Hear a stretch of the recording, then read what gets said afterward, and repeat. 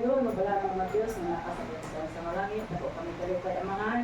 Ikaw naghatag o maayo, maayo mga panlawas na nakalimos ang amahan. Sa pagdungo din yung sinubalay nga alapuanan, aros pagdahil, di ko pasalamat sa tanan ng mga kaayo ng mihatag ka namin. Salamat amahan sa tanan. Yung simana, ikaw nagaproteksyon, paghatag o mga kaalam na langit mo sa panamon. Kauban sa mga pamilya. Amahan, mas pagtuhon. Anak, kami nagahangin mo kanimo, pinadyo sa kaigsunan mo, mga magadala sa mga mensahe. Kapag kami amahan, kaalam, na makahimo siya mga sa pagsulti, inubanan sa mga espiritu magalaan. Kapag sa tanan mo, mga magapaminaw, kapag sa tanan mo ang kaalam, pagsagot, na mga kami mag-iya sa pagpangalagan na mga maresibo ng hantod sa mga kabayo. Ang mga kapakyasan sa mga kinikuyaman, ang mga sarili ka kanino, mga kamatawa, ini ang mga tangtang na kami, magmalipayo ng mga magalagad, puno sa kapasil sa mga panawas o mga kanamunan. Ang kitulyan, ang pukampo, ang pagkarawaton, kasi luwa lang ang pinisa mo ng sala sa mga Jesus. Amen. Hear our prayer, O Lord. Hear our prayer, O Lord. Incline thine ears to us and grant us thy peace.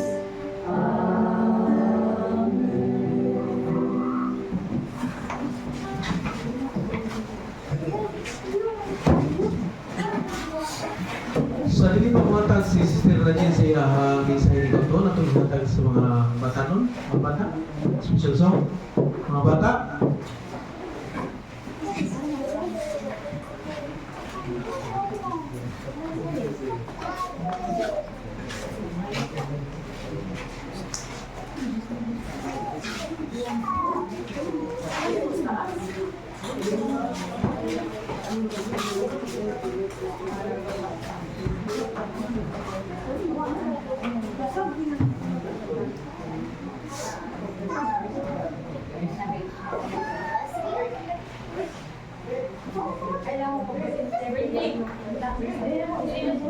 Speakers. Very fun. Very lapit ko lang siya. Ay, makita. Ang uban dito, ang uban. Akan na okay na. Ura. Ikaw na.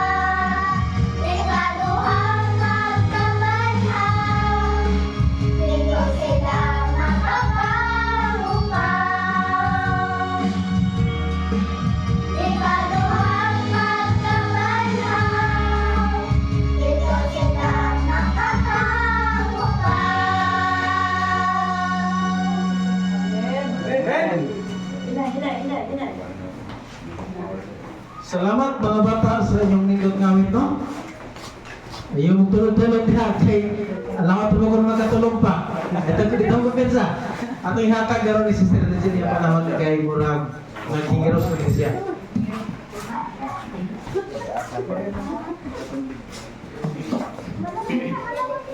Maayong hudto mga kaigsunan.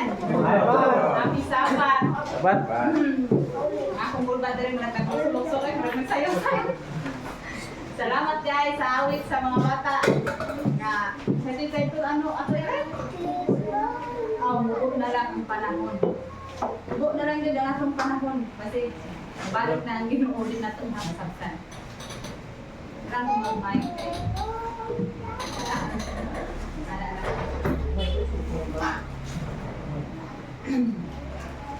Ang title din sa akong gadon nga mensahe mga kaigsunan, The Secret of Life. The Secret of Happy Life. Ang sikreto sa malipayong kinabuhi. Unsa kahay sikreto mga kaigsunan sa malipayong nga kinabuhi? Secret. Secret gani. White na. Secret lang. Secret ka rin. Ito ganang para. Malipayong bata kung makaanong tao, lamig nga balay. Hindi ka kayo mabalay, di ba? Malipay tayo mga kaigsunan. Nya, natay lamig nga sakyanan. Tapos wow kaayo. Inipadagan nito, agoy, makalipay, dyan nato anak. Nya, natay mga bata nga, buutan. Anak, nagsugod na ito, masugod dayon, pero usahay ko, magkabadlong. Puro datungdugan. Apan, malipay tayo mga kaigsunan, din sa pagkuyo na ito sa kalibutan. Apan ka ng tanan, temporaryo na. Temporaryo lang na mga kaigsunan nga kalipay na atong maangkon. Kaya ang kalipay nga atong gitinuha, tuwa man sa langit. Tuwa man dito ang kalipay nga way katapusan. Ay mga batasan mga kaigsunan nga magmalipayon na atong kinabuhi nga magpuyo sa aning kalibutan na.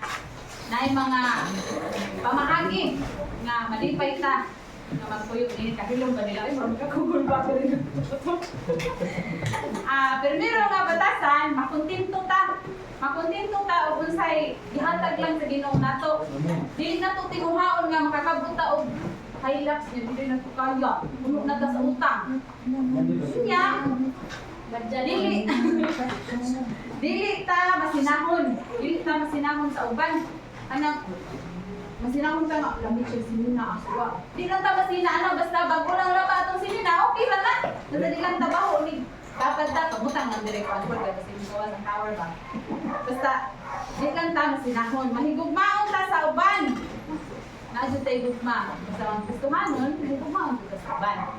Kung way pagkaon ng uban, huwag na ata, ito din ang tagaan.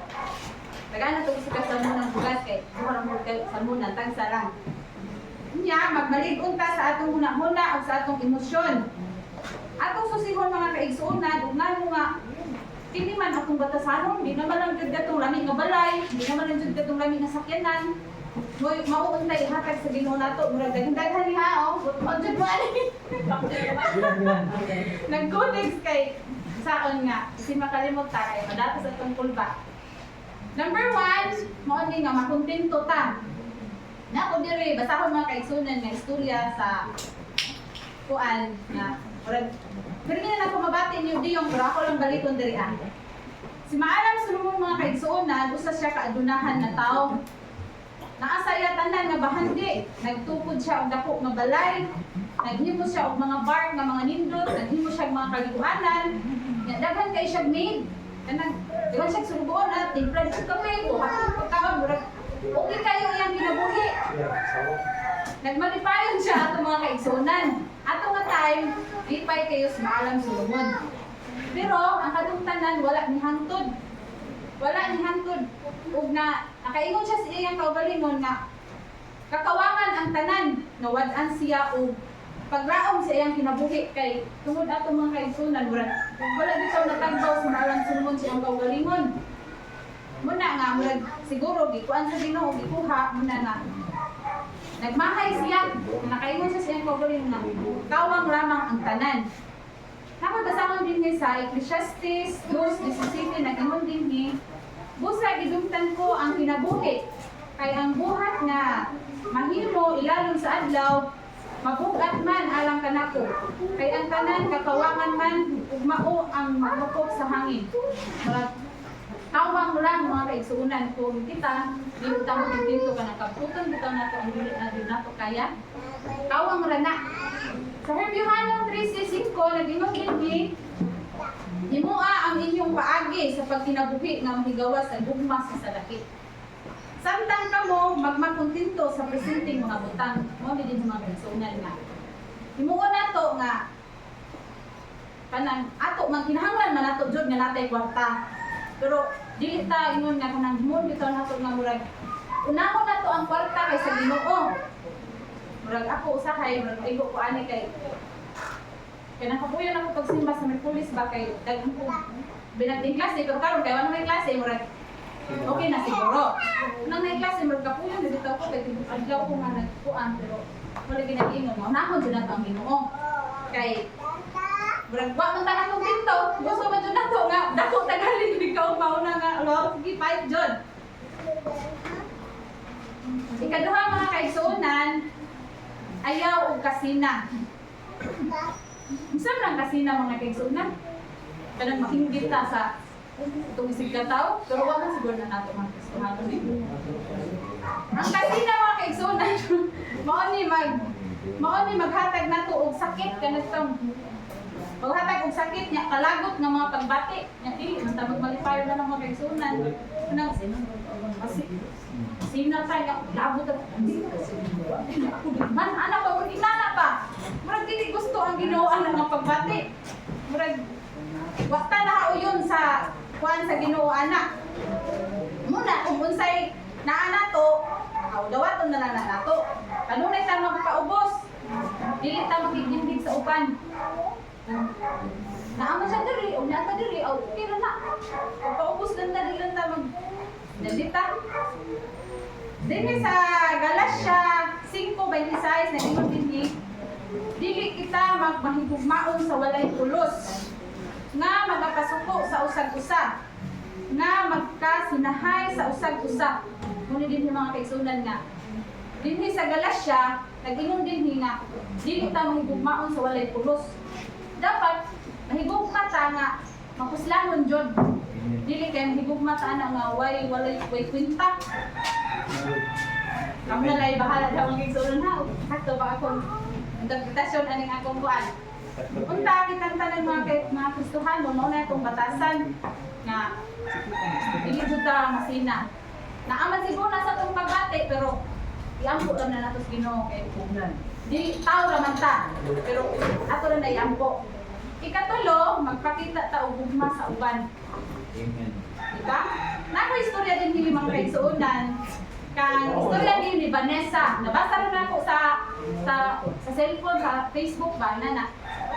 Istorya din ni Vanessa. Si Vanessa mga kaigsuonan adunay gagmaran ug parahubog nga amahan. Sa nag-edad pa siya og 14 anyos, nilaya siya sa ilaha o dipuyok sa nagkalain-laing pamilya. Pero si Vanessa, wala naman di pag-asa, nagampo siya sa Ginoo, nangayo og tabang. Kunya, buutan na si Vanessa, bisag nato yang amahan, wala din isunyong ang pinaiyas yang amahan. Ito pag ginulong sa Ginoo ang iyang mga pag-ampo. Kuan si Vanessa mga kaigsuonan, nakapuyo siya, nibali na po siya kain nga balay, nakapuyo siya o pamilya nga kanito taong nagsunod sa laod sa Ginoo, ang Kristohanon ba? Bisan si Vanessa mga kaigsuonan, ignato yang kuan gipapuyo siya sa usa ka Kristohanon nga pamilya. Kung nato mga mga kaigsuonan, si Vanessa nakakat-on o pagtulunan sa Biblia. Nya ang katong mga kaigsuonan katong pamilya nanging adapt kang Vanessa. Kung sa may kuan ato, di ba, mahigugmaon siya sa uban, nga bisag dili niya parinti si Vanessa, bisan dili niya adugo. Iyang gi-adapt si Vanessa niya. Gitudloan ko jud unsa ka maayo ang nasugod sa Biblia. Mao ni nga si Vanessa mga kaigsuonan, maayo na siya sa Biblia. Unta, ingon ana punta nga naa gani murag masaad, ako lang po. Atong dawaton sa kinasing-kasing di kay magkagulgul ta. Napapasama din sa Colosas 3:14 nag-ingon din isunog ninyo ang gugma kay kini mao'y hingpit sa pagbugbo sa panaghiusa. Mo ni mga kaigsunan. Isunog jud nato pirmi ang gugma. Kay mo na makahatag og panaghiusa nato kay kung matay gugma, bahala na sila din ha kay masagdan na din nato sila pero kita ang mga kaigsuhan ng mga kaigsunan dili na nato magbuhat kay bisan man kanang usahay atong batasan nay pagkatawhanon pero maluoy jud ta.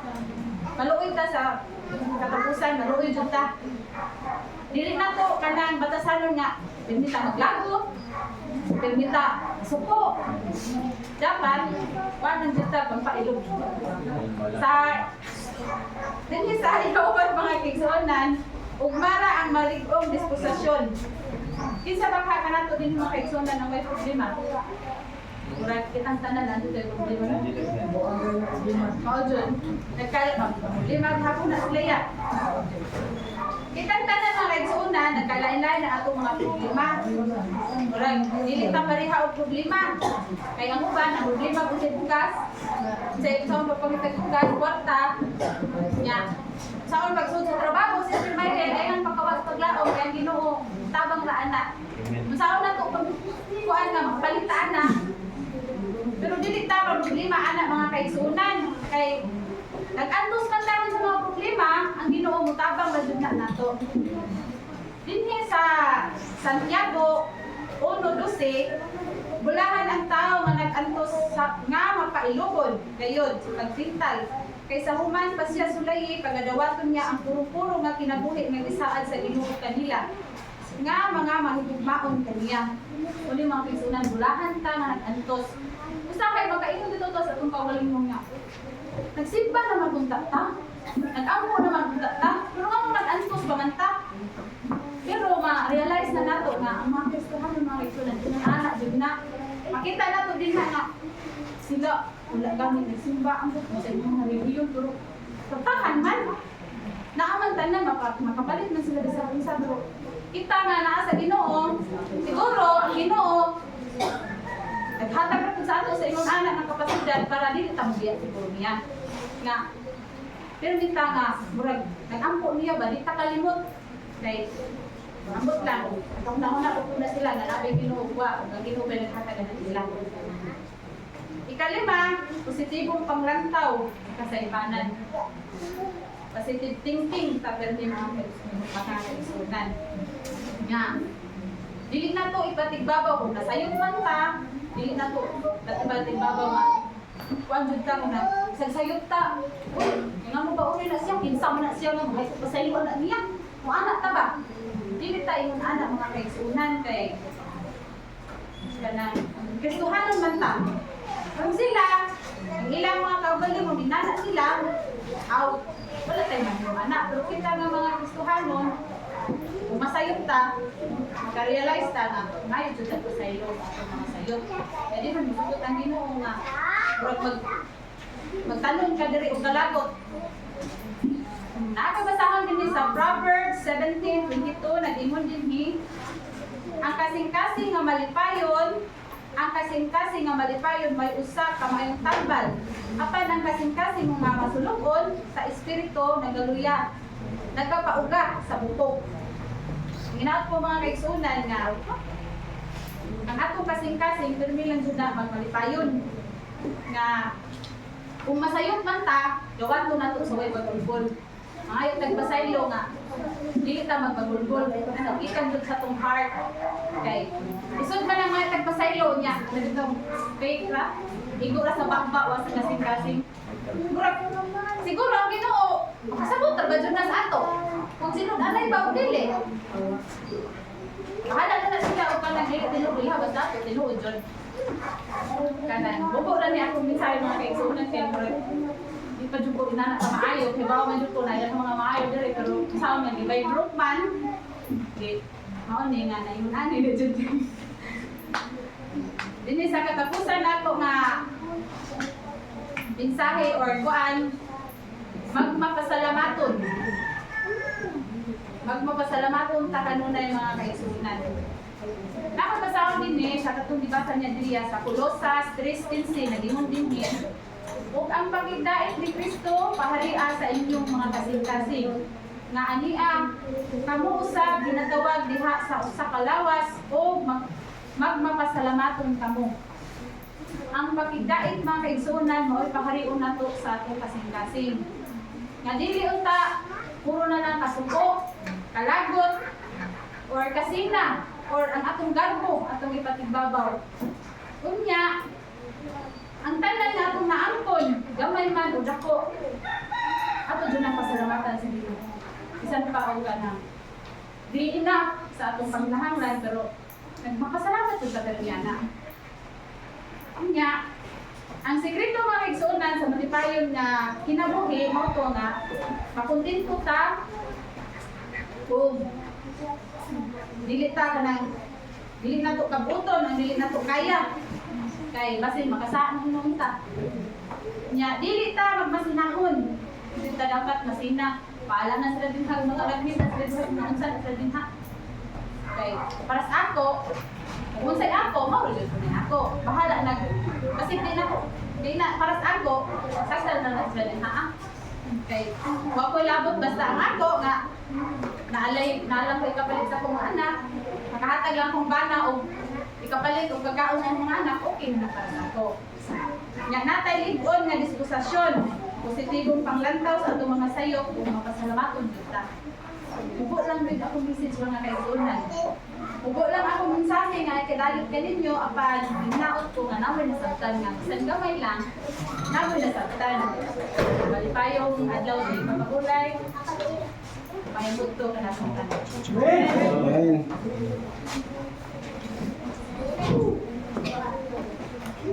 Daghang salamat Sister Najin sa nindot kami sa mubo lagi magkaigsunan pero igo. No? Usa ka adlaw na magkaigsunan ba? Kaso ba ang oras kaya gusto si pagod. Ingat to ko ra customer ito sa Ormoc Sister. Pero tinatuwa igsun diyon. Adventis